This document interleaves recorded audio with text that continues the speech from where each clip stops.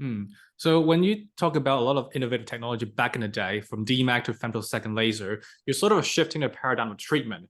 But then you, in a certain way, you're also challenging the status quo of how to do a cataract surgery, how to do a refractive surgery. So you may have met with a lot of criticism. So how do you sort of convince them that, oh, this is the new way and it is a better way to do it a certain way? Yeah, absolutely. So you're absolutely correct. And the best way of going into those situations is you have to be devil's advocate, right? So Yeah. you always, you need to show the evidence. And the way you show the evidence is through research, Mm-hmm. right? Because if you believe in something, so I believed in lamellar surgery, I thought this is the way forward and stuff. And I could see some of the outcomes initially. And I can tell you there are many people, even quite famous people, in our field who are very skeptical, and same with the lasers and stuff as well in those early days. And there were many times you go to meetings and you'd have this continual debate, or they want to have this debate about, is this better? Why are we spending more money doing lasers? Why can't we just do, and you get, you're going to get people saying, this is the way I do it. It's the way I've always basically done it and stuff.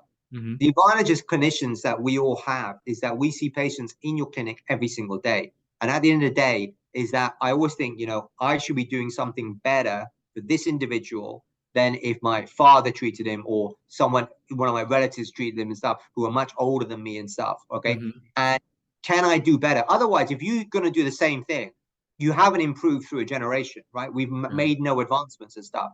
And research is the thing that's going to guide us through that innovation. And if you're lucky enough to be in an academic institution or a institution that does research, then it's your responsibility really to gather that evidence, and then not only gather the evidence, publish the evidence, and not only publish the evidence, to talk about the evidence and stuff, and be able to defend what you basically shown in an open forum and stuff. And if you provide enough science or you provide enough detail, then you're slowly going to start to convince people, and people are going to basically, you're always going to get people going to give the other side of the argument. And I think you have to respect that.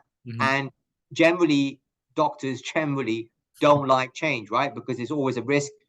People don't like taking a risk and stuff, right? This is the way I've always done it. It seems to work, or it's okay. It may not be perfect, but I'll stick to basically doing this. But it's for us, or people who are going to do the innovative stuff, to then get the evidence and then say, look, this is something you can do, and this is why it's better than what you're currently doing now, and this is why you need to basically change and stuff. And it requires research, it requires getting data, it requires getting good audits or good studies done to really show what you're basically doing and why, and also being able to explain it.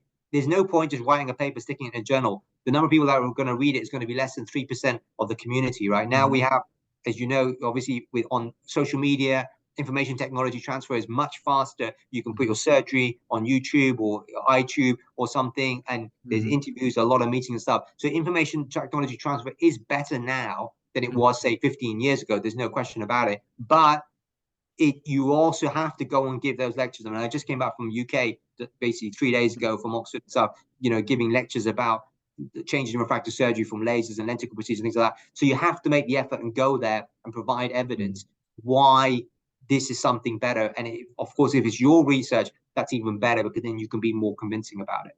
Correct. I think the beauty of doctors being doctors is that at the end of the day, we still practice evidence-based medicine. So the evidence doesn't lie, and people are slightly going to convince themselves that, oh, it's going to work better and better over time.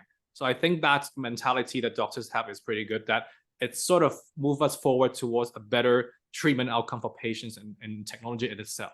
So on that note, I'm very curious about the reason, because you study in UK. So what is the reason that shifts you towards SNEC, or even coming to Singapore, which is sort of a very risky career move per se, from going from UK, being established ophthalmologist, to Singapore? So what is the reason why?